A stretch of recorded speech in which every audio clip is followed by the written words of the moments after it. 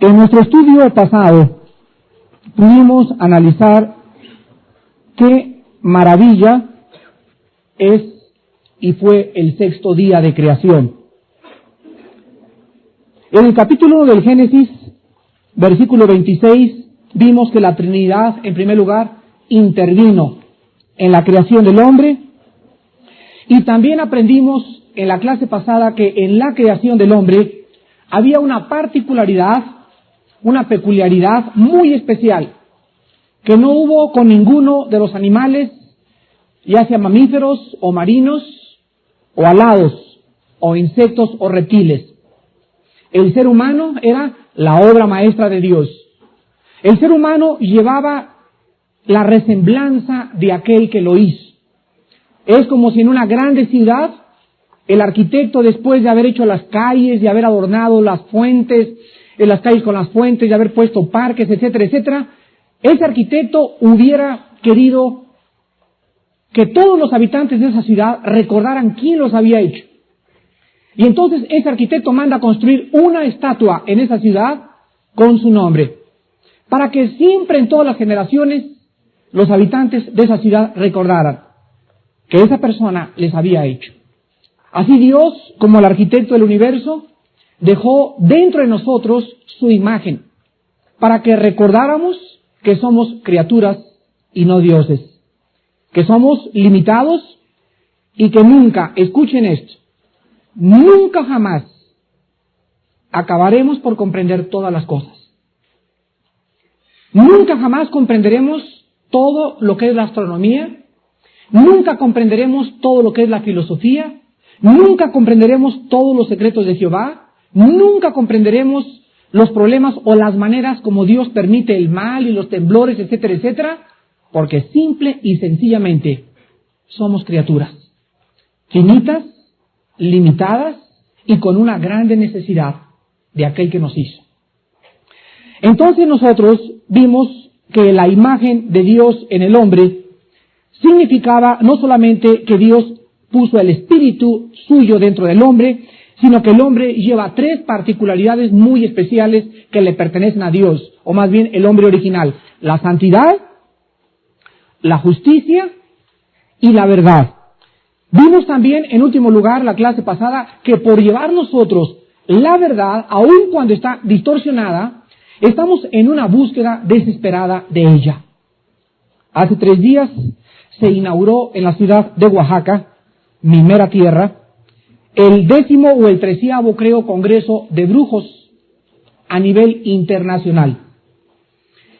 Y están ahí en este congreso representando a todos los países del mundo, y uno de los más grandes dirigentes relata la inauguración, creo que fue el domingo en la noche o el sábado en la noche, la inauguración fue a las 12 de la noche, se pusieron todos sábanas blancas, prendieron 49 veladoras, comenzaron a invocar a todos los santos habidos y por haber, dioses, demonios, etcétera, etcétera. Pero uno de los principales propósitos de este congreso es investigar y descubrir quién será el próximo presidente de México.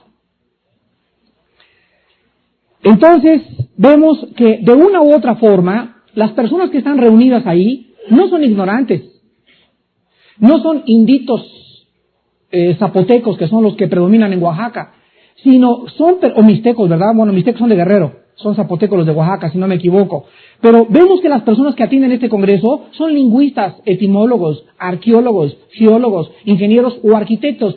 Pero en lo profundo de su corazón, en lo profundo de esa imagen distorsionada que llevan de Dios, aun cuando no son cristianos, ellos de alguna manera están tratando de comunicarse con aquello que está fuera de los sentidos físicos. Entonces encontramos a presidentes unidos en la astrología, no solamente mexicanos, también americanos, de todo el mundo, personas cultas en la dianética, en la física, en la metafísica, en la escatología, en el control mental, etcétera, etcétera, porque el hombre, dice la Biblia en Eclesiastés capítulo 3, lleva, versículo 11, la eternidad en su corazón. Dios puso la eternidad en el ser humano, y todo ser humano, no importa a qué raza, a qué tribu pertenezca, de una u otra forma, sabe que hay vida después de la vida. Los egipcios nunca leyeron la Biblia y enterraban a sus muertos y les ponían comida y la espada. ¿Quién les dijo a los egipcios que iban a necesitar comida o iban a necesitar esa espada en otra vida. Los aztecas adoraban al sol y a la luna, los gulús y los lamas creen en el nirvana, etcétera, etcétera, pero no hay ninguna tribu o raza que no lleve en sí la conciencia, tal como la Biblia lo testifica, de que hay algo más allá de todos nosotros. Quiero que vean ustedes en Colosenses capítulo 2, cómo la Biblia, ahora que nosotros hemos sido regenerados por el Espíritu Santo, debemos de tener mucho cuidado. Colosenses capítulo 2, versículo 8. Y la Biblia nos dice a nosotros los cristianos que ahora tengamos cuidado con algo muy importante en el área del pensamiento humano. Miren que nadie los engañe. Fíjense ustedes cómo viene el engaño a un cristiano. O sea, le está hablando a los cristianos. El cristiano puede ser engañado por medio de filosofías. Número 2, huecas sutilezas. ¿De dónde viene todo esto? Según las tradiciones. Según las tradiciones ¿de quién? De los hombres. Conforme a los rudimentos del mundo y no según Cristo. Entonces tú mañana compras selecciones del Reader Digest y ahí sale que no es cierto que la Biblia tiene 6,000 años y que la historia, etcétera, etcétera. Inmediatamente te confrontas con una filosofía especulativa.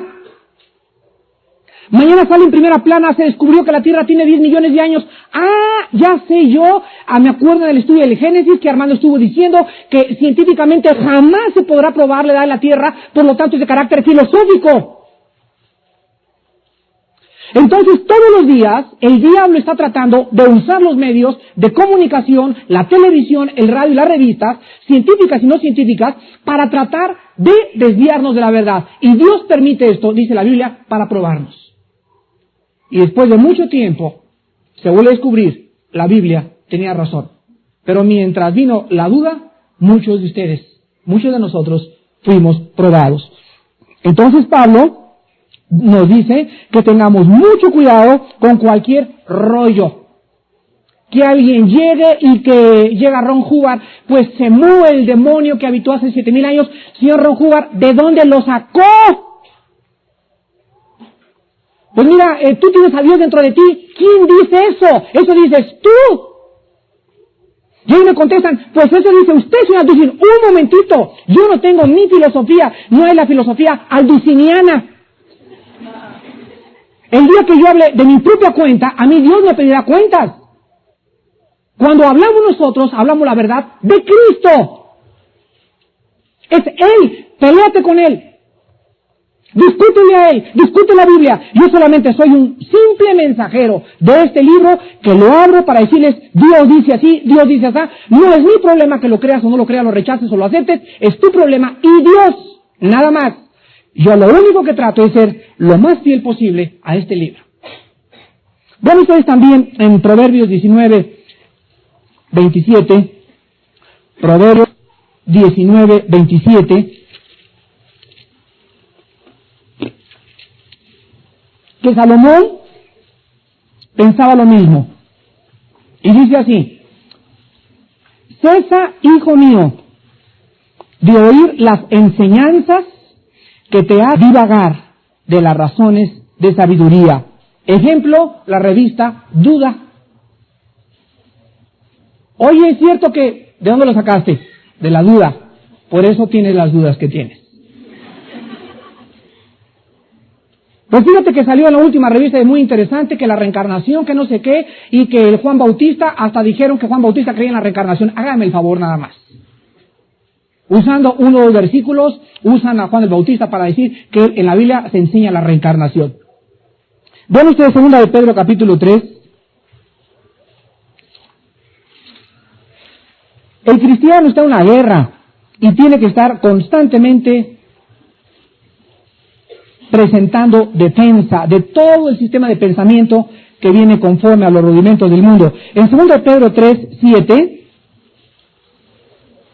3:17, 2 de Pedro 3:17, el apóstol dice, Así que vosotros, oh amados, sabiéndolo de antemano, guardaos. No sea que arrastrados por el error de los inicuos, caigáis de vuestra firmeza. Entonces vivimos tiempos en los que las doctrinas de demonios están llenando todo el ambiente y la filosofía moderna, y el cristiano tiene que entender que nuestra filosofía se encuentra en este libro. Cualquier sistema de pensamiento que gire alrededor de la Biblia y cualquier especulación, cualquier teoría que no tenga su origen aquí en la inspiración de Dios, el cristiano lo tiene que rechazar. Ahora nosotros vemos entonces, en resumen, que la imagen del hombre sería entonces tener atribución moral, en primer lugar. El ser humano tiene una conciencia moral, el animal no tiene conciencia ni eterna, ni de su existencia, ni moral. Apúntalo muy bien. El animal no tiene conciencia del universo que le rodea. El animal no tiene conciencia de sí mismo, y el animal no tiene una conciencia moral. El animal es guiado por instintos. El hombre por una libertad que no se les dio a los animales. Cuando un caballo está en celo, que nadie le venga a leer los 10 mandamientos al caballo. Ni que venga el amo y que lo vaya montando. Yo he montado caballos garañones, y cuando he visto que me obedecen, y mientras no le entre el instinto, ¿verdad?, por la yegua, el caballo está tranquilo y me obedece, y el freno lo domo, y el freno está diseñado especialmente para castigar al animal arriba en el paladar y encajársele para que sienta el castigo y se detenga, y los fuetazos y las espuelas. Pues yo he montado caballos garañones y me han azotado contra las bardas, me han azotado contra las paredes, me han azotado contra toda aquella cosa que puedan hacer, cuando ellos saben que su instinto es más fuerte que la educación. Tenemos en la casa ya 3 perras, ya llegó mi esposa, otra perrita hace 2 semanas, y ahora ya son 3. Y las 3 Cocker Spaniel, es increíble que, son 4 porque la más grande es una pastora alemán. Pues tengo 2 semanas que mi perra grande, la pastora alemán, no come.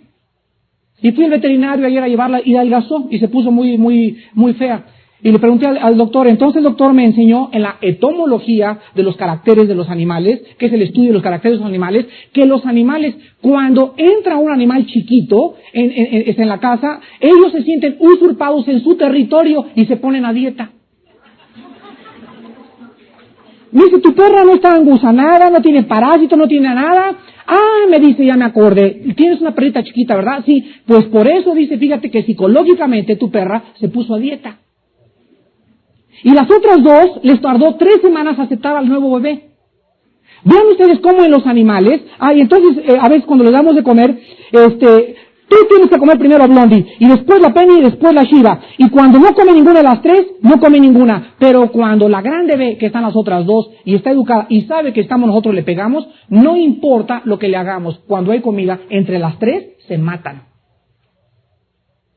No hay respeto, no hay nada. Se agarran las 3 horas. Tenemos que llegar y separarlas, porque cuando entran los instintos no se pueden controlar. El hombre no es un animal, pero hay muchos hombres que son casi igual que ellos. No pueden controlar sus instintos. Relinchan, dice Jeremías, tras las mujeres, como caballos bien alimentados.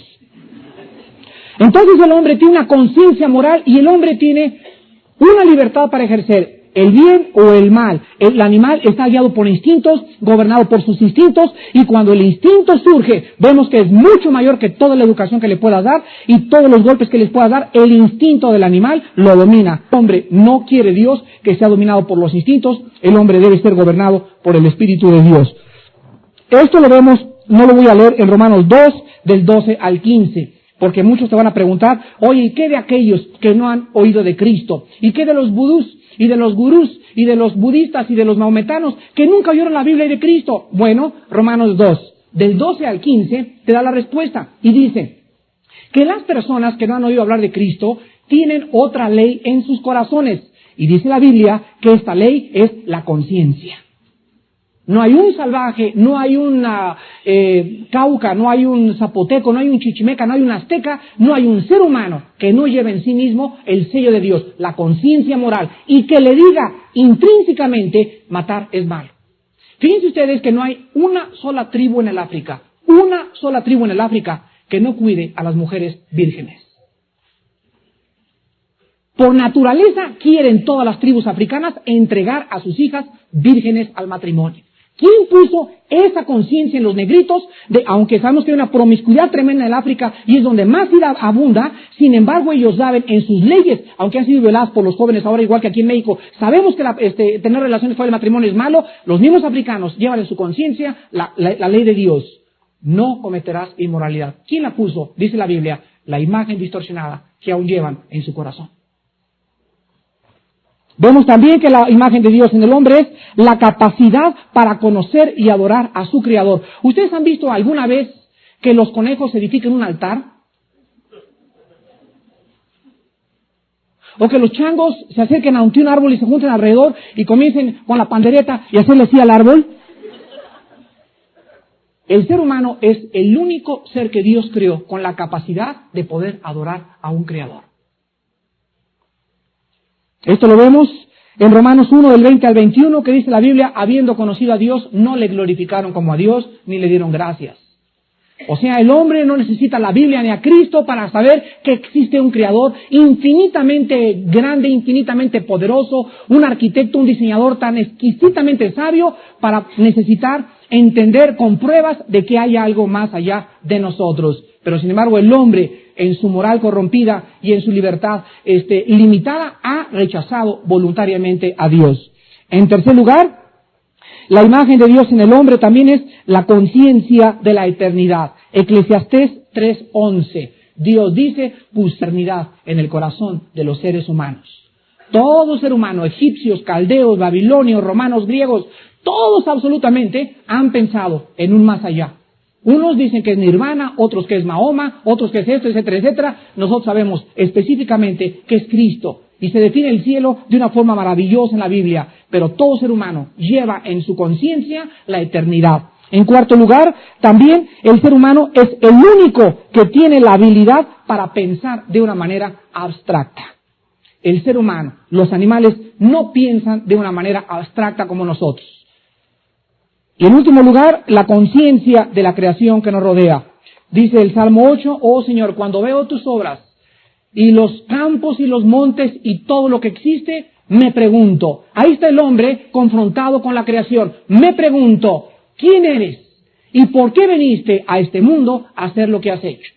Y es la pregunta de la religión, de la filosofía y de la metafísica. ¿Quién soy? ¿De dónde vengo? ¿A dónde me dirijo? Vean ustedes en Mateo capítulo 19, en Mateo 19, que el Señor Jesucristo comprueba el relato del Génesis. Yo me he encontrado personas que me han dicho, bueno, yo creo en los evangelios, pero no creo en el Antiguo Testamento. Y esto es una incongruencia, incoherencia, absurdo e irracionalidad. Mateo 19, del 4 al 6. Es Cristo el que está hablando. Escuchen lo que dice Cristo. Él, respondiendo, les dijo, ¿no habéis leído que el que los hizo al principio, varón y hembra los hizo? Y dijo, por esto el hombre dejará padre y madre y se unirá a su mujer, y los dos serán una sola carne. Cristo estaba citando Génesis 1, 26 y 27 y el capítulo 2 del Génesis, versículo 7. Ahora vean también en Marcos capítulo 10, ahí a la vuelta de Mateo, Marcos 10, del 4 al 9, que Cristo vuelve a decir lo mismo. Marcos 10, del 4 al 9. Ellos dijeron, Moisés permitió dar carta de divorcio y repudiarla. Y respondiendo Jesús les dijo, por la dureza de vuestro corazón os escribió este mandamiento. Pero al principio de la creación, varón y hembra los hizo Dios. Por esto dejará el hombre a su padre y a su madre y se unirá a su mujer, y los dos serán una sola carne. Así que no son ya más dos sino uno. Por tanto, lo que Dios juntó, no lo separa el hombre. Si no tuviéramos pruebas genéticas, ni biológicas, ni físicas acerca del Génesis, a mí me bastarían solamente las palabras de mi Señor Jesús para saber que el Génesis fue inspirado por Dios. Y en último lugar, vean ustedes, en Colosenses capítulo 1, que se usa la misma palabra imagen que se tradujo Colosenses capítulo 1, se usa la misma palabra imagen para el hombre y para Cristo. Nada más que cuando Cristo vino al mundo, nadie podía representar a Dios, porque los que representaban a Dios eran una secta que se llamaban los fariseos. Eran los más cercanos a poder decir, nosotros sabemos o representamos a Dios, y cuando Cristo vino, les dijo que el espejo que ellos tenían de Dios estaba totalmente distorsionado, que ellos habían pervertido la ley, que no era cierto, habían enchuecado todo lo que Dios les había dicho. Y el odio de ellos contra Cristo, porque Cristo vino a reflejar una imagen exacta del Dios del cielo, cuando vieron la imagen perfecta de Dios en Cristo, lo odiaron. Y lo crucificaron por el simple hecho de que no resistieron que ellos pudieran estar equivocados. Y dice en Colosenses, capítulo 1, versículo 15, Él es la imagen, o sea, Cristo ha sido la perfecta resemblanza, la perfecta imagen, el perfecto retrato, la pintura más exacta que existe de quién es Dios. ¿Alguien aquí quisiera saber cómo es Dios? ¿Alguien quisiera saber cómo actúa Dios? ¿Alguien de aquí quisiera saber cómo habla Dios? Estudia la vida de Cristo, porque Él es la imagen del Dios invisible. Él habló las palabras de Dios, Él miró con los ojos de Dios, cada vez que daba un paso era Dios dando ese paso, cada vez que volteaba a Cristo era Dios el que se volteaba, cada vez que levantaba las manos Cristo era el Padre el que estaba levantándolas, cada vez que hablaba, cada palabra, nunca se equivocó Cristo, nunca se equivocó al grado de que nunca le pidió perdón a nadie. Yo digo muchas veces, y les he dicho muchas veces a los predicadores, la vida de un predicador es bien sola y bien solitaria. ¿Saben por qué? Porque yo siempre que me paro ante una audiencia, yo sé que a alguien voy a causarle un dolor. Yo sé que voy a lastimar a alguien. Tarde o temprano, siempre lastimo a alguien. Porque no a todos les cae el 20. Y yo muchas veces les digo afuera, ¿verdad? O antes, cuando realmente yo sé que dije algo así, o perdóname, pero Cristo jamás se acercó a un fariseo y le dijo, discúlpame por lo que te dije ayer. Jamás. Porque siempre fueron palabras perfectas. Nunca fueron motivadas por el egoísmo, ni por el orgullo, ni por la avaricia, ni por el engaño, ni por la impureza. Todo lo que salía de Jesucristo era Dios el que estaba hablando, y en Dios no hay tinieblas. Y todas las palabras que escuches tú de Cristo, por eso harías bien en memorizarlas. Yo estoy tratando de memorizarme todo el capítulo de Juan, principalmente todo lo que Cristo dijo, y pensar en ellas, y pensar en ellas, y pensar en ellas. Es Dios el que está hablando a través de ti, porque estas palabras fueron dichas por el Dios que envió a Jesucristo. Cristo dijo, lo que yo veo al Padre hacer, eso hago. No he venido para hacer mi voluntad, sino la voluntad del que me envió. Y también dice la Biblia en Hebreos capítulo 1 lo mismo. Esta imagen que se perdió con la caída de Adán. Hebreos 1, del 1 al 3. Cristo vino, como dice el apóstol Pedro, a dejarnos ejemplo para seguir sus pisadas. Él fue el mejor reflejo que ha existido en esta tierra de quién es Dios. Dice así en Hebreos capítulo 1, versículo 1, Dios, habiendo hablado muchas veces y de muchas maneras, o sea, en el Antiguo Testamento habló a través de visiones, de sueños, etcétera, etcétera, en otro tiempo a los padres por los profetas, en estos postreros días nos ha hablado por el Hijo, a quien constituyó heredero de todo, y por quien asimismo hizo el universo, el cual, escuchen, siendo el resplandor de su gloria, y la imagen misma, no solamente de Dios, sino de su sustancia. Llegó un momento en Juan 14 que se acerca Felipe y le dice a Cristo, muéstranos al Padre y nos basta. Y se voltea a Cristo y les dice, Felipe, tanto tiempo ha que estoy con ustedes y no sabes que el que me ha visto a mí, ha visto al Padre.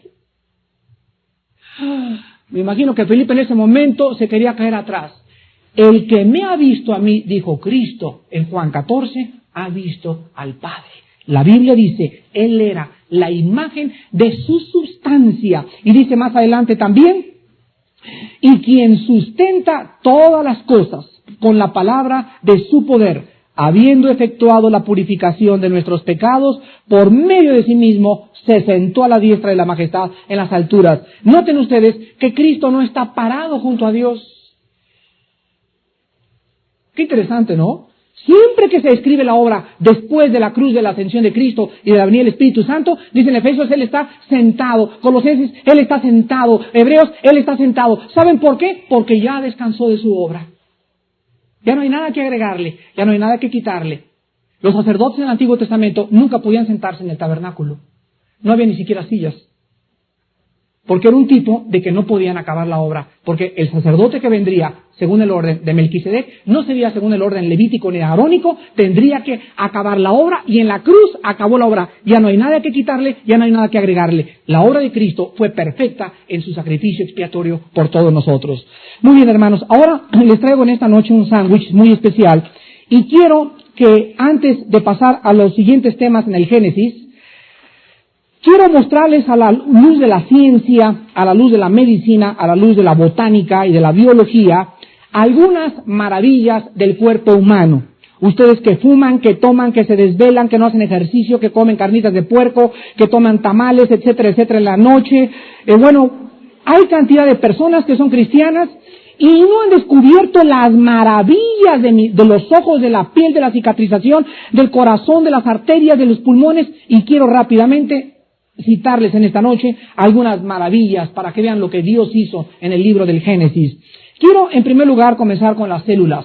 Ustedes saben que las células viven dentro de nuestro cuerpo y tenemos aproximadamente 75 billones de células.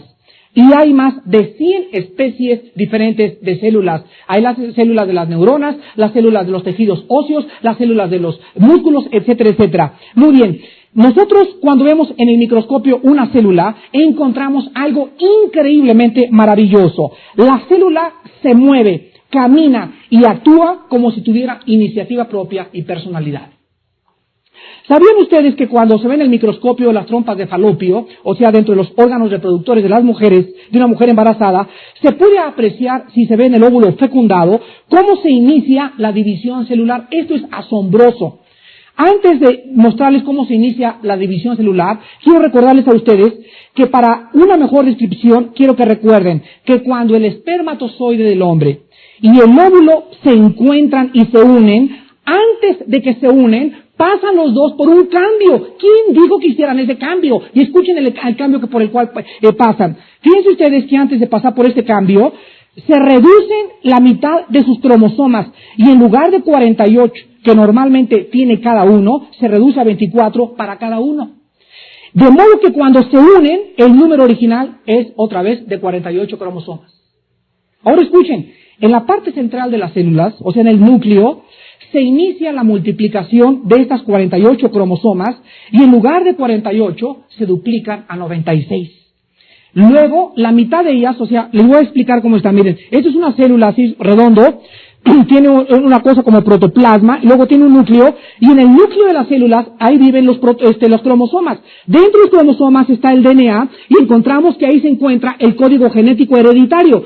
Pues cuando viene la ovulación de la mujer, la mitad de las células se van ¡pium!, a la derecha, y la otra mitad ¡pium!, a la izquierda, unas para un lado y otras para otro. Y ahí la célula se separa y se divide a la mitad por sí misma. Esto se hace de tal manera que cada nueva célula se encuentra poseyendo exactamente otra vez 48 cromosomas. Las células hijas repiten la operación y ahora existen 4 nietas y el proceso continúa hasta tener millones. Cuando yo me veo a la luz de un microscopio gigante y sé que tengo más de 75,000 millones de células, pienso que todas ellas nacieron de una sola. Una sola célula. Vamos a ver la cicatrización. ¿Cuántos de ustedes se han cortado Y de repente, le echas así, te haces así con las manos llenas de grasa y de sudor y de polvo y de todo, y de repente se cicatriza y no hubo ni medicina ni mucho menos. Pero, ¿qué es la cicatrización? Escuchen ustedes, todos nosotros la vemos en cualquier área de nuestra vida, en un moretón, en una cortada, etcétera, etcétera. Pero la forma en como una herida se va cubriendo es exactamente igual que como un albañil va cubriendo las grietas. Hagan de cuenta que es una pared y comienza a gritarse y el albañil, tápale ahí, tápale aquí, para que no se meten, porque nos van a invadir de afuera para adentro. Pues hay un mecanismo tan maravilloso en los tejidos celulares que cuando se abre una cortada en la piel, fíjense ustedes que tenemos la piel llena de bacterias y de microbios y están tratando de encontrar una herida para penetrar e invadir el organismo para hacer lo que se llama médicamente una infección. Entonces, cuando penetran las bacterias y de microbios y están tratando de encontrar una herida para penetrar e invadir el organismo para hacer lo que se llama médicamente una infección. Entonces, cuando penetran las bacterias, se juntan inmediatamente todos los glóbulos blancos, son los soldados de la sangre, y vamos, caballería, hay un ataque, un golpe de estado cerca del lado, y comienzan las trompetas, y se juntan alrededor, y comienzan a atacar, y a pelearse contra las bacterias, y se arma una guerra ahí en mi piel. Yo ni cuenta me doy, hombre, están peleando, si quién sabe quién, cuántos. ¿Y quién manda? ¿Quién les da la orden? ¿Por qué reaccionan de esa manera los glóbulos blancos para defender el cuerpo de las infecciones?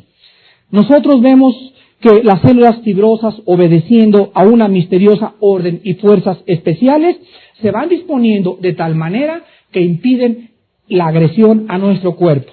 Veamos ahora en tercer lugar la piel. ¿Qué es la piel? Bueno, pues es esto que me agarro aquí todos los días, ¿verdad? Pero quiero decirles a ustedes, son 1, 2, 3, 4, 5, 6, las 6 funciones principales de la piel. La piel, en primer lugar, es una capa protectora de nuestro cuerpo. Fíjense ustedes, nuestra piel es resistente y flexible. Si le aplicamos una presión indebida en cualquier porción, esta área se protegerá haciéndose más gruesa. Se le llama callo. Y cuando tú usas un martillo o cuando agarras muchas pesas y ves que se te comienza a caer la piel, es una protección. ¿Y quién le dice a la piel que se vuelva más gorda para impedir que si no se volviera más gorda por los callos, te podrías hasta cortar y penetrar las venas y hasta la sangre se te saldría? Pero la piel se protege por el ejercicio excesivo volviéndose callo. ¿Quién le dice a la piel que reaccione de esta manera? En segundo lugar, la piel es repelente y destructora de gérmenes. A pesar de la porosidad de nuestra piel, la superficie de nuestra piel que está cubierta por bacterias que esperan una apertura para invadirnos, estas no pueden entrar a menos que la piel sea rota. En tercer lugar, la piel es el tablero de signos de la computadora humana. La piel nos da mucha información. Una piel muy roja indica fiebre. La falta de color, ciertas enfermedades crónicas de la sangre. Pero muchas veces cuando vas con el doctor, nada más la palidez de tu piel o de tu cara indica que algo está mal. Es un tablero de signos. En cuarto lugar, la piel es un paraguas y un quitasol. Las células de la piel tienen una gran cantidad de algo que se llama médicamente la queratina. Y esta es una sustancia química como la gelatina o la clara de huevo y resiste o impide que los rayos ultravioleta del sol te quemen. Hay personas, por ejemplo, mi esposa no se puede asolear mucho y mi mamá tampoco. Es una cosa hereditaria, me imagino, de la pigmentación o de la cosa de la dermatología. Pero hay personas que cuando toman mucho sol o se exceden en la toma del sol, se afectan de tal manera que hasta cáncer les pueda dar. Indica que la queratina que tiene la sustancia química en su piel está más débil que en otras personas. Yo puedo estar ahí 2 horas, 3 horas en el sol y no me pasa nada. Pero esta sustancia gelatinosa es la que impide y la que nos protege que los rayos ultravioleta del sol nos llegaran a quemar y así que comenzar a arder la piel y penetrarte y quemarte hasta los huesos. Pues la piel es el paraguas del cuerpo humano. En quinto lugar, la piel es el termómetro del cuerpo humano. La piel registra y ejerce control sobre toda nuestra temperatura, aislándonos de cambios de temperatura bruscos. Cuando tú ves un refrigerador y abres la puerta, ves que toda la pared del refrigerador, ¿qué es?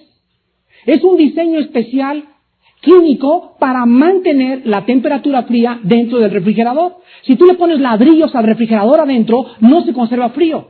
Tiene que ser especial, pues nuestra piel es automática y se adapta. Si vas a Si te metes a un lugar muy frío, se contrae la piel. Cuando estás en un lugar muy caluroso, se abren los poros. Pero es la mejor capa que existe protectora para conservar la temperatura de nuestro cuerpo.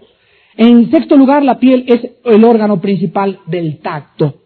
Existen por lo menos 5 sensaciones a través de nuestra piel. Presión liviana, número 1. Presión pesada, número 2. Calor, frío y dolor. Y para cada sensación existen terminaciones nerviosas diferentes para cada cosa que la piel hace. Chihuahuas, tantas cosas de la piel. Y nunca nos hubiéramos imaginado que esta piel así que tú tienes y que muchas veces no la cuidas, es una de las obras y de los testimonios más grandes que existen de que el Creador que nos hizo, hasta en la piel puso su testimonio de la maravilla de su ingeniería de diseño. Vamos a ver algunos datos varios de la composición del cuerpo. El 60% de nuestro cuerpo es agua. El 60% es agua. Cuidado con los que no toman agua. Se dice y se recomienda que las personas que no toman 2 o 3 litros diarios de agua padecen de enfermedades crónicas. Entonces, por normalidad, hermanos en Cristo, tomen estos apuntes porque te tienes que levantar y tómate 2 o 3 vasos de agua. Aunque no tengas sed, tómatelos. Antes de acostarte otros 5 o 6 o una jarra de té, tómatelos. No se imaginan la relación tan grande que existe y que se está descubriendo científicamente entre los alimentos líquidos y la salud que tú puedas gozar. El agua es imprescindible, repito, los médicos recomiendan mínimo 3 litros de agua diarios. El 14% de nuestro cuerpo es grasa, menos las petunias, ni los porquis. El otro 14% somos hueso, un 12% tenemos de órganos, un 9% de piel y un 8% de sangre. Las células de nuestra piel solamente viven una semana. Los glóbulos rojos viven 4 meses y las células óseas duran de 10 a 30 años. Por eso es tan importante que un joven que me escucha ahorita y que no tenga más de 20 años tome mucha leche. En la mañana haz un buen licuado, ponle un huevo, pero toma leche, 2, 3 litros de leche hasta que llegues a los 19, 20 años de edad. Es importantísimo. ¿Por qué? Porque las células que componen el tejido óseo y de donde se produce la sangre, fíjate que en el centro de los huesos es donde se produce la sangre, lo vamos a ver más adelante. Entonces es importantísimo que los jóvenes estén con una dieta muy rica en calcio y en potasio, que es el plátano combinado con la leche. Entonces es muy importante para el esqueleto. El esqueleto, esta cosa que tenemos dentro de nosotros, es el único esqueleto, ni el del chimpancé, ni el del orangután, ni el del gorila, está diseñado como el del ser humano. El esqueleto humano es el único esqueleto diseñado para que el ser humano camine de pie. Todos los changos y todo eso le hacen así con las manos adelante. Pero la única criatura en la creación que camina erguida es el ser humano. Y el esqueleto fue diseñado desde el principio. Nunca había un chango que comience de repente a hacer así y que comience ya a caminar así.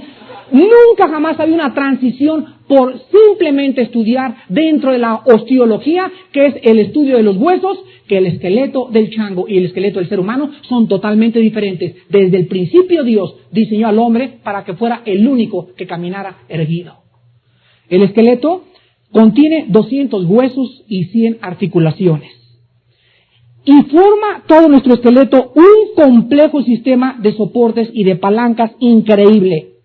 El esqueleto es necesario para nuestra respiración y le da forma a nuestro cuerpo. Me decía mi esposa que antes de ser cristiana, ella tenía como 15 años, estudiaba para modelo ahí en Los Ángeles, California, y que a todas las estudiantes de paramodelos les ponían un libro aquí arriba en la cabeza y les enseñaban en primer lugar durante 3 meses a caminar 2 horas diarias, así por su casa con el libro, para que aprendieran que tienen que caminar derechitas, y cuando se sentaban, sentarse derechitas, pararse derechitas, caminar derechitas. Es horrible, ¿verdad?, que una mujer camina así.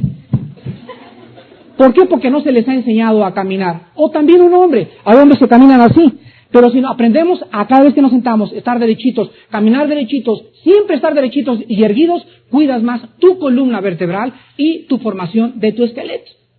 Y vemos nosotros que estas articulaciones también nos protegen órganos como el cerebro. El cerebro, el órgano más delicado, fue metido dentro de una capa craneana que es muy dura, resistente, te das trancazos y hasta martillazos y todo, y ahí se guarda el cerebro, la capa esa gelatinosa, y no penetra nada, y también es maravilloso que en ese lugar donde se iba a encontrar el centro de las funciones del ser humano fuera protegida de una forma muy especial por el Creador de todos nosotros.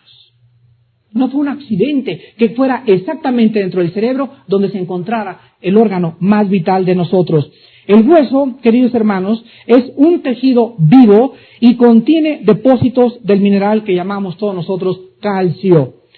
La suave médula roja que se encuentra, tú agarras un hueso y ves en el interior, a mí me encanta la sopa de médula porque es muy rica en proteínas y en vitaminas, ahí es precisamente la que produce las células sanguíneas, de donde sale y se produce la sangre. Por eso es tan importante la leche para ustedes, jovencitos. Vayamos al cerebro. Quiero, antes de leer en el cerebro, le agradezco a la hermana que me trajo hoy en la noche este artículo. Este artículo que les voy a leer rápidamente fue escrito por W. Gray Walter, ateo y el pionero de la electroencefalografía. Así que cualquier doctor sabe quién es Gray Walter. Escuchen lo que dijo Gray Walter en su libro llamado El cerebro viviente, del Fondo de la Cultura Económica. Dice él, un ateo es increíble los mecanismos cerebrales, pues revelan una profunda separación fisiológica entre el hombre y el mono, más profunda que las diferencias físicas superficiales de origen más remoto.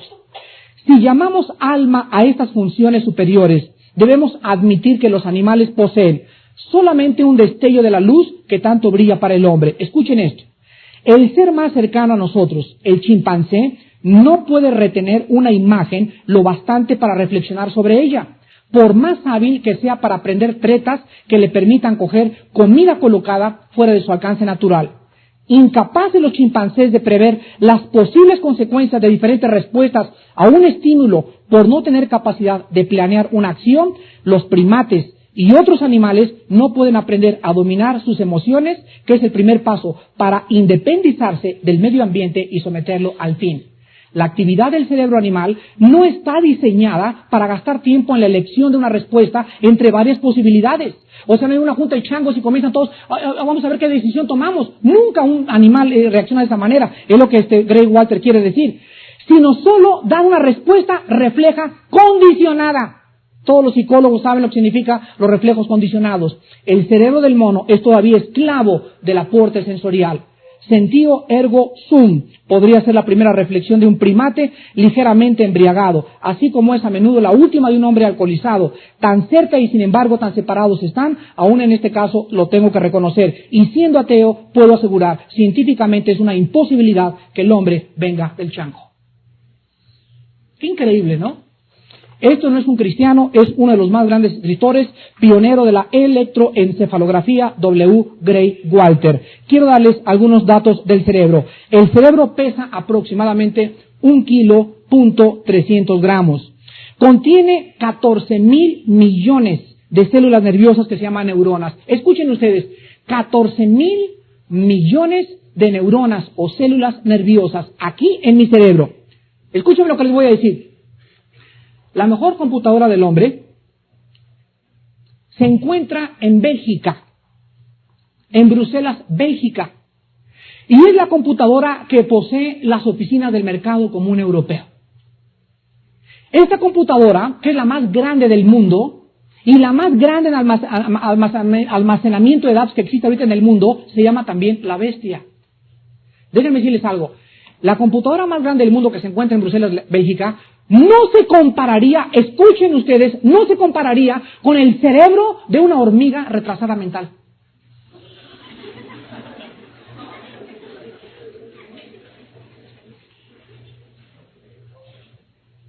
Ya no digamos con el cerebro humano.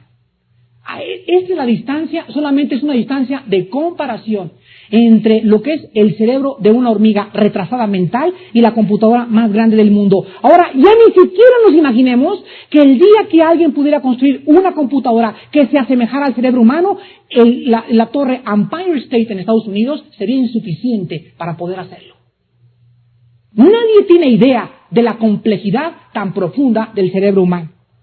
Cada neurona que tenemos, de los 14,000 millones de neuronas, no creo que ni te imagines esta cifra, está conectada una con la otra y las combinaciones alcanzan cifras astronómicas.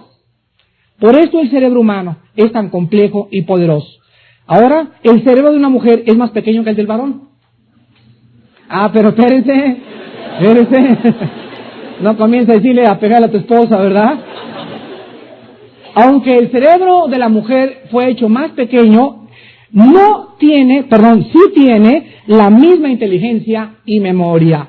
Entonces, el tamaño no tiene nada que ver. Esto es algo nada más que le atribuyó a Dios hacerlo.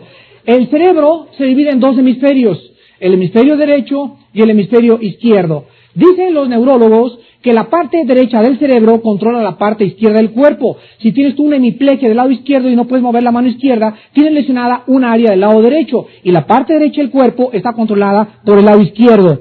Ahora, la otra parte importante del cerebro es una parte que tenemos aquí atrás, que se llama cerebelo. Y saben ustedes que el cerebelo controla todos los músculos y el equilibrio. Y el tallo encefálico, en tercer lugar, que regula las funciones automáticas sobre las que no tenemos control, como la respiración y los latidos del corazón. Repito, en la noche me programo y a mi computadora respira, programado para respirar. ¿Así estamos? Entonces, ¿quién le dice a tu cuerpo que siga respirando en la noche? El 80% del cerebro es agua. A tomar agua, jóvenes. Pero de veras, ahora ya con esto todavía más, el 80% del cerebro es agua. Un adulto tiene 75 kilómetros aproximados de nervios en su cuerpo. Ayer platicaba con un neurólogo y me decía, mira Armando, que es cristiano, cuando nosotros agarramos una ramificación nerviosa del sistema nervioso central en el microscopio, vemos nosotros que se pierde y se pierde y se pierde, y el microscopio electrónico alcanzamos a ver que todavía la ramificación nerviosa continúa extendiéndose. Y ahorita no tenemos un aparato, lo único que sabemos es que se siguen extendiendo, que nos pueda decir qué tan largas son las ramificaciones nerviosas. Se conocen nada más los 22 kilómetros que un adulto tiene sobre su cuerpo. Ahora, los impulsos eléctricos que viajan entre las neuronas, porque es una cosa de energía tremenda aquí, viajan por los nervios a 400 kilómetros por hora. Aquí, la madera michuca dentro de mi cabeza se queda chiquita. Le Mans, Indianápolis, ni te lo imaginas. Es increíble la velocidad con que estos impulsos eléctricos todos viajan dentro de nuestro cerebro. Cuando tú te acuestas, es el único tiempo cuando descansan dos cosas. Uno, tu corazón. Mientras una persona no descanse ni se tome vacaciones, su corazón no va a descansar. Porque la única vez que descansas es cuando tú duermes, tu corazón late más despacio. Y el cerebro, aunque no descansa porque tienes la parte subconsciente que son los sueños, sin embargo, las neuronas y los impulsos eléctricos también se aplacan. De ahí que Dios, cuando diseñó al ser humano, le dijo, tómate un día de descanso a la semana. Qué sabio era el Creador cuando nos dijo, ¿saben ustedes quién inventó el domingo? A ver, díganme, señores sociólogos. Nadie en la historia les va a decir, pregúntale a tu maestra mañana, ¿de dónde salió la costumbre de descansar un día a la semana? De la Biblia, la palabra de Dios. Porque cuando Dios hizo a esta maravillosa ser que somos nosotros, esta maravillosa máquina, esta complejidad que ni siquiera tenemos entendimiento para alcanzar todo lo que hizo, Dios diseñó que este cuerpo nuestro, por favor, se lo suplico hermanitos, tómense un día de descanso a la semana. Yo le he dicho a mis pastores, miren, los pastores no es el día de descanso el domingo, es cuando más chamba tenemos. La señora también es cuando más trabajo. No me digas, mi esposa descansa el domingo porque no es cierto. Se levanta y a vestir a los niños, y a planchar los vestidos, y ir al servicio a las 10, a las 11 de la mañana. No es cierto que descansa. El descanso es no hacer nada. Nada. Ni trapear. Ni huevitos rancheros en la mañana. Nada. En serio. Hombres que me escuchan, ¿le dan a su esposa un día de descanso a la semana? No me contesten, mujeres. Yo esto lo comprendí aproximadamente hace 4 o 5 años. Lástima que no lo comprendí cuando era un cristiano más joven. Pero yo comprendí esto. Qué difícil me fue entender a mí esto, lo del descanso.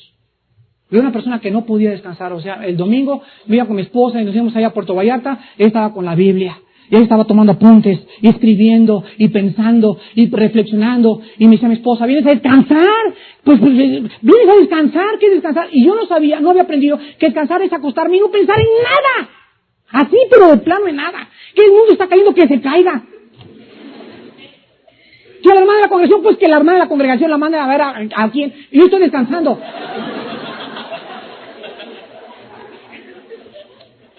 De veras, hermanos, es imprescindible porque no sabemos descansar. Entonces tenemos que aprender. ¿Por qué? Porque Dios quiere que un día a la semana, tranquilo, relax.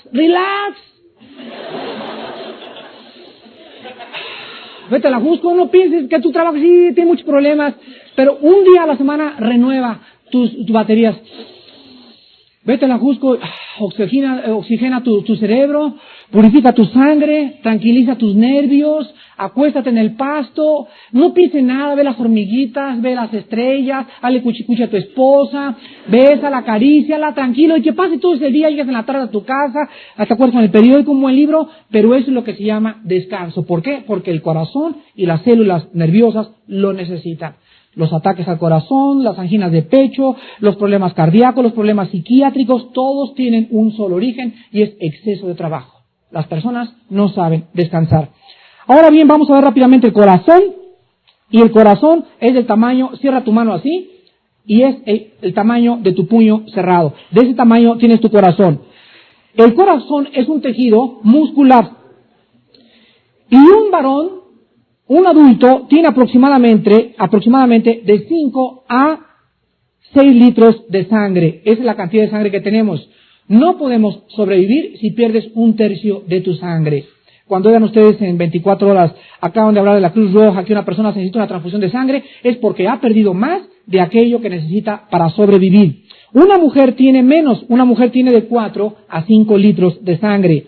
Fíjense ustedes que el corazón de un bebé late 120 veces por minuto. El de un adulto late menos, late de 70 a 90 veces. El de un elefante late 25 veces por minuto. Y el corazón de un ratón late 600 veces por minuto. Mientras más grandotes, más laten. Mientras más chiquitos, menos laten, ¿verdad? Al revés, perdón. Ahora fíjense, el corazón es como una bomba. ¿Y saben ustedes cuántas contracciones en un año hace el corazón? 45 millones de veces. Sin lubricación, sin cambio de aceite, sin engrasado, sin nada. 45 millones de veces. Si tú tienes ahorita 50 años, multiplica 50 por 45 millones. Y esa es la cantidad de veces que tu corazón ha latido. Agrégale a que no has descansado. Agrégale a que estás en el trabajo, en el coche, y esto, y arranca, y no arranca, y no tienes paz. Pues te van a enterrar mañana. El corazón tiene un sistema de venas, que es el drenaje, y las arterias, que son los tubos alimentadores. Y si juntamos las venas y las arterias de todo el sistema nervioso y el sistema sanguíneo y el sistema del corazón, hacen juntos 22,000 kilómetros. 22,000 kilómetros corriendo en todas direcciones. Ahora, la sangre. La sangre sirve para las siguientes cosas. Escuchen ustedes. La sangre sirve, en primer lugar, para transportar oxígeno desde los pulmones a todas las células del cuerpo. Si tú no, cada vez que tú haces esto, vas a la Jusco el sábado y sales del smog y respiras profundamente y mantienes un poco la respiración, todo el oxígeno que entra penetra la sangre y la sangre es la corriente que los lleva y deposita ese oxígeno en las células de los tejidos, en las células de los huesos, en tu dedo gordo, en tu rodilla, en tu corazón, en tus pulmones, van depositando el oxígeno. Y sin ese acumulamiento de oxígeno, no vives. En segundo lugar, la sangre transporta hacia los pulmones el dióxido de carbono, que es el producto de desecho que debe eliminarse. En tercer lugar, la sangre transporta productos como la glucosa desde el hígado a los tejidos.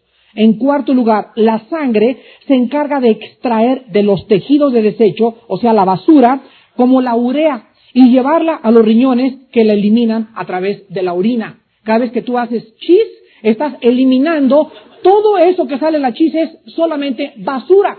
Pero antes de que hagas chis, pasó por los riñones. Y ahí se filtraron, y lo que aprovechó, se hizo a un lado, y los riñones filtraron lo que no sirvió, y lo mandan a la vejiga, y la vejiga lo expulsa hacia afuera. ¿Qué sistema químico tan maravilloso de eliminar la basura? En quinto lugar, la sangre distribuye por todo el cuerpo el agua y los minerales a cada parte que el cuerpo necesite. En sexto lugar, la sangre transporta las hormonas, que son los mensajeros químicos del cuerpo. Y en último lugar, la sangre nos defiende contra las infecciones por medio de sus soldados, los glóbulos blancos, que atacan a los microbios invasores. Quiero decirles a ustedes lo siguiente. Si yo me pico con un alfiler y me sale una gotita de sangre, que es 1 milímetro cúbico aproximadamente, ahí contiene 5 millones de glóbulos blancos, 5,000 a 10,000 glóbulos, 5 millones de glóbulos rojos, 5,000 a 10,000 de glóbulos blancos y 250,000 plaquetas en 1 milímetro cúbico de sangre. Antes de que cada glóbulo rojo muera, viven 4 meses y recorren 172,000 veces antes de morir el aparato circulatorio. Cada segundo están muriendo en nuestro cuerpo 10 millones de glóbulos rojos, pero son reemplazados de inmediato. Hermanos en Cristo, ¿sabían ustedes que Guillermo Carey hasta 1629 descubrió la circulación de la sangre? 1629. Veamos en Génesis capítulo 9, escrito 5,000 años antes que Guillermo Harvey. Génesis 9, que la Biblia fue el primer libro de medicina. Repito, la Biblia fue el primer libro de medicina que nos mostraba que la sangre era más importante que cualquier otra cosa en el ser humano. Antes de Guillermo Harvey, antes de 1629, se creía, de acuerdo a los anatomistas y a los médicos, de que el aire era más importante. Pero sin embargo, la Biblia nos dice en Génesis capítulo 9, versículos del 4 al 5, desde el Génesis, pero carne con su vida, que es ¿quién? Su sangre no comeréis. Ahora vean Levítico 17. Después de Génesis sigue Éxodo, después de Éxodo sigue Levítico. Es el tercer libro de la Biblia. Levítico 17, versículo 11. Porque la vida de la carne en la sangre está, y yo os la he dado para hacer expiación sobre el altar por vuestras almas, y la misma sangre hará expiación de la persona. Damas y caballeros, hermanos en Jesucristo. Cuando Cristo moría en la cruz del Calvario y extendía sus 2 manos, la Biblia dice que era necesario que esa vida muriera para que cuando muriera tú y yo pudiéramos vivir. Que ese hombre en esa cruz tenía que morir para que yo pudiera vivir, tenía que bajar para que yo pudiera subir, tenía que resucitar para que yo volviera a volver a vivir. Y antes de que se conociera el por qué la sangre, la Biblia nos muestra que el significado de la sangre a los ojos de Dios era que desde que se dio a los sacerdotes del orden arónico, para que hiciera expiación por el pecado, el hombre supiera el valor de una vida. Cada vez que había un pecado, moría un animal inocente. ¿No es cierto? Llegaba un corderito, venía la familia Pérez. Don Pancho, aquí está el corderito. Toda mi casa y yo pecamos, lo ofrecemos a sacrificio, ponían en el altar el corderito, venía don Pancho y le ponía la cabeza al corderito, dice en Levítico capítulo 1, y en ese momento le sacaban la sangre al corderito, escurría la sangre sobre el propiciatorio, y el momento en que él ponía su mano, don Pancho sabía que él, y no el corderito, era el que tenía que morir, pero que ese corderito era un sustituto, y al salirse la sangre al corderito, se le salía la vida. Por lo tanto, una vida estaba pagando por sus pecados. Y don Pancho se iba a la casa diciendo, pobre. Llegaban los niños, papito, el corderito murió. ¿Qué culpa tiene el corderito, papá? ¿Por qué los sacerdotes nos pidieron esto? Mijitos, siéntense acá. Porque Dios ha puesto un valor muy grande. Y esto nos muestra que cada vez que pequemos, nosotros sepamos el precio del pecado. Es la vida. Y aquel que murió en la cruz del Calvario tenía que derramar su sangre. ¿Por qué su sangre? Porque en la sangre se encontraba la vida de Jesús. Y ahora todos nosotros fuimos infectados en nuestra sangre cuando heredamos. Así como yo soy un ser físico y he heredado el lunar de mi mamá que tengo acá, y he heredado el carácter hasta en el alma, hasta en el código genético de una célula se encuentra el carácter. Imagínense nada más qué grandiosidad de la biología y de la medicina, que en una célula se encuentre el carácter de mi abuelo. Pues también, como somos espíritu, hemos heredado la muerte, que es el pecado. Entonces, así como el pecado entró por un hombre y por el pecado entró la muerte, así la muerte pasó a todos los hombres por cuanto todos pecamos. Y la única solución para esta infección que tenemos, este sida sanguíneo que se llama pecado, es la sangre preciosa de Jesucristo. En otras palabras, tú necesitas en esta noche una transfusión de sangre. Humano.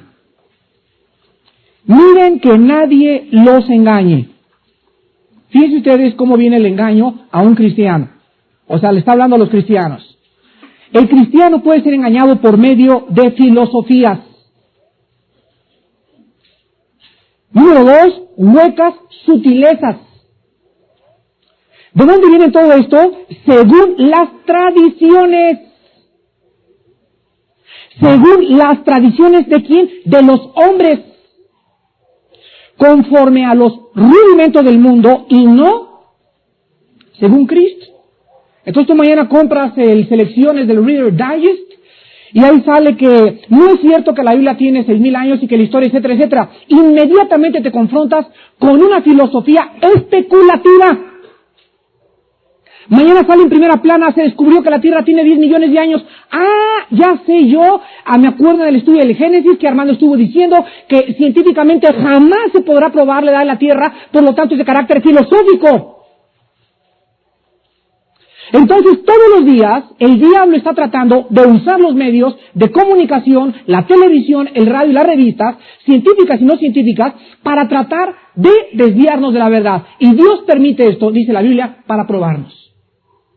Y después de mucho tiempo, se vuelve a descubrir, la Biblia tenía razón. Pero mientras vino la duda, muchos de ustedes, muchos de nosotros, fuimos probados. Entonces Pablo nos dice que tengamos mucho cuidado con cualquier rollo. Que alguien llegue y que llega Ron Hubbard, pues se mueve el demonio que habitó hace 7,000 años. Señor Ron Hubbard, ¿de dónde lo sacó? Pues mira, tú tienes a Dios dentro de ti. ¿Quién dice eso? Eso dices tú. En nuestro estudio pasado pudimos analizar qué maravilla es y fue el sexto día de creación. En el capítulo 1 del Génesis, versículo 26, vimos que la Trinidad, en primer lugar, intervino en la creación del hombre, y también aprendimos en la clase pasada que en la creación del hombre había una particularidad, una peculiaridad muy especial, que no hubo con ninguno de los animales, ya sea mamíferos o marinos, o alados, o insectos o reptiles. El ser humano era la obra maestra de Dios. El ser humano llevaba la resemblanza de aquel que lo hizo. Es como si en una grande ciudad, el arquitecto, después de haber hecho las calles, de haber adornado las fuentes, las calles con las fuentes, de haber puesto parques, etcétera, etcétera, ese arquitecto hubiera querido que todos los habitantes de esa ciudad recordaran quién los había hecho. Y entonces ese arquitecto manda construir una estatua en esa ciudad con su nombre, para que siempre en todas las generaciones los habitantes de esa ciudad recordaran que esa persona les había hecho. Así Dios, como el arquitecto del universo, dejó dentro de nosotros su imagen, para que recordáramos que somos criaturas y no dioses, que somos limitados y que nunca, escuchen esto, nunca jamás acabaremos por comprender todas las cosas. Nunca jamás comprenderemos todo lo que es la astronomía, nunca comprenderemos todo lo que es la filosofía, pero vemos que las personas que atienden este congreso son lingüistas, etimólogos, arqueólogos, geólogos, ingenieros o arquitectos, pero en lo profundo de su corazón, en lo profundo de esa imagen distorsionada que llevan de Dios, aun cuando no son cristianos, ellos de alguna manera están tratando de comunicarse con aquello que está fuera de los sentidos físicos.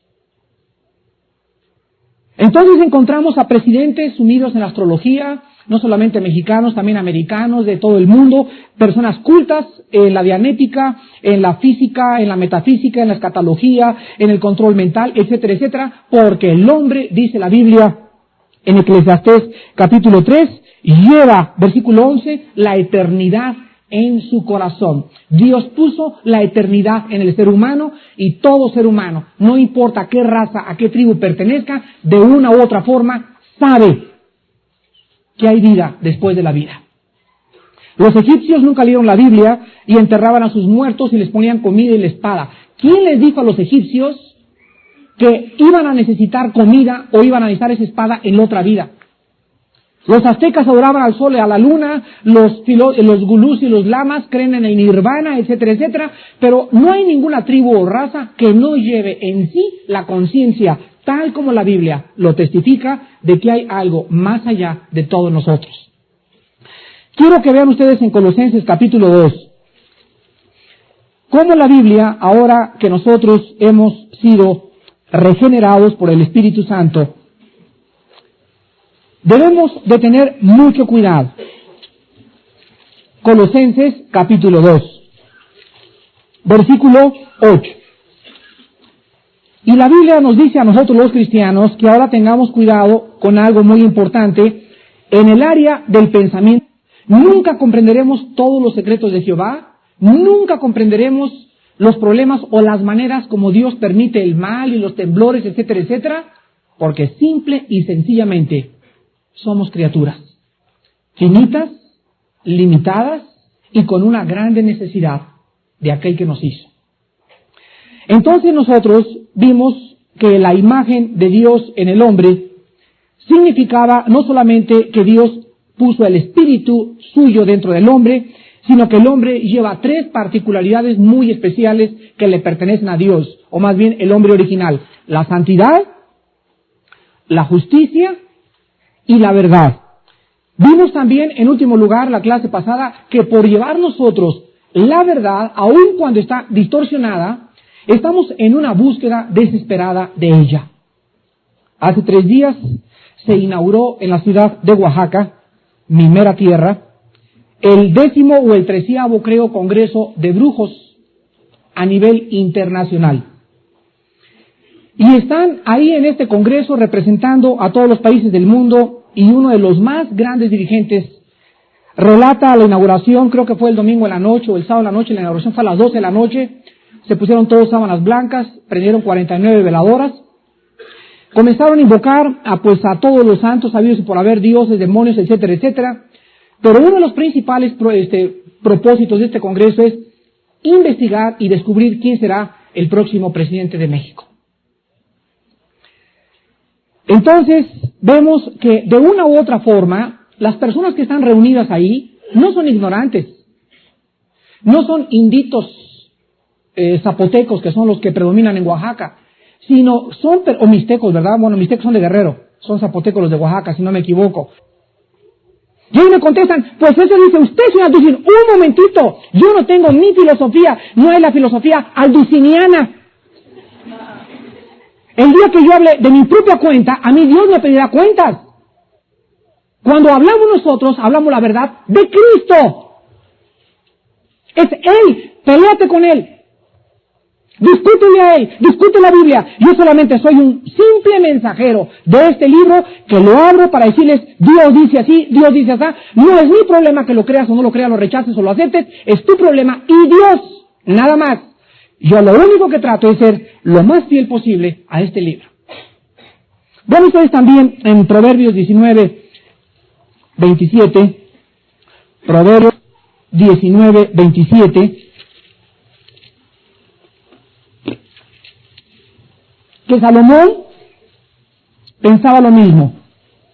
Y dice así: cesa, hijo mío, de oír las enseñanzas que te ha divagar de las razones de sabiduría. Ejemplo, la revista Duda. Oye, es cierto que, ¿de dónde lo sacaste? De la duda. Por eso tienes las dudas que tienes. Pues fíjate que salió en la última revista, es muy interesante, que la reencarnación, que no sé qué, y que el Juan Bautista, hasta dijeron que Juan Bautista creía en la reencarnación. Hágame el favor nada más. Usando uno de los versículos, usan a Juan el Bautista para decir que en la Biblia se enseña la reencarnación. Vean ustedes 2 de Pedro capítulo 3. El cristiano está en una guerra y tiene que estar constantemente presentando defensa de todo el sistema de pensamiento